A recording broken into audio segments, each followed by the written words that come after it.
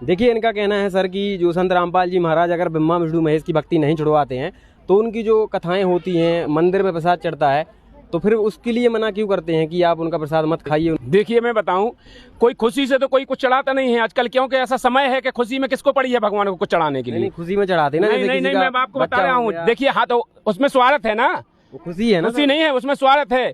जब किसी को या तो कोई कष्ट होता है तो वो बोलता है कि भगवान मेरा ये कष्ट दूर हो जाए, मैं आपको इतना पैसा चढ़ा दूंगा, ऐसा करा दूंगा। जितने भी जगत में लोग हैं बिना स्वार्थ के कुछ नहीं बोलते हैं, वो कुछ भी चढ़ाते नहीं हैं। वो कुछ भी भागवत कराते हैं तो कुछ उनको परेशानी होती है, इसलिए वो करवाते हैं। वो कहते हैं हमारी ये ठीक हो जाए, और अगर किसी की हो भी जाती है किसी कारणवश तो वे फिर उसका वो प्रसाद बंटवाते हैं। तो वो प्रसाद नहीं है, वो भोग है। वो बांटते भी हैं, कहते हैं भैया भोग ले लो, कहते हैं कि नहीं, वो कहते हैं। तो भोग माने क्या होता है आप जानते हो?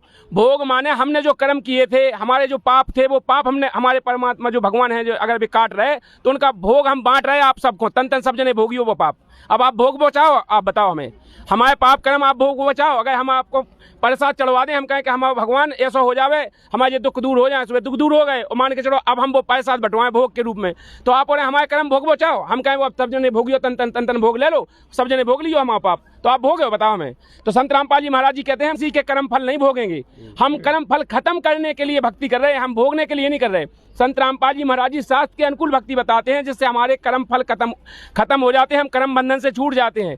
हमारे कर्म बंधन, जैसे गुरु जी कहते हैं, जो भक्ति में देते हैं, सतनाम देते हैं हमारे गुरु जी, वो कहते हैं कि सतनाम हृदय पढ़ो भयो पाप को नाश। और जैसे चिंगारी अग्नि की पड़े पुराने घास, टनों घास रखा हो, एक चिंगारी डाल दो तो पूरा जल के राख हो जाता है। इसी तरह हम उस पूर्ण परमात्मा की भक्ति कहते हैं, उस पूर्ण परमात्मा का प्रसाद लेते हैं, जिससे हमारे पाप कर्म नष्ट हो जाए, हमें किसी के कर्म भोगने ना आए।